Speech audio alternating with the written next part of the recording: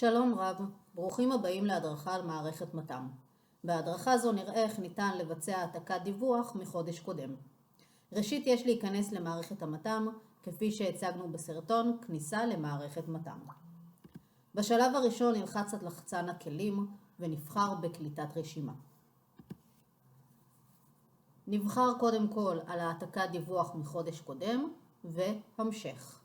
לאחר מכן יש לבחור את חודש השכר עליו אני מבצעת את הדיווח ואת החודש ממנו אני רוצה לבצע העתקה. לאחר שבחרתי את שתי השדות נלחץ על העתק.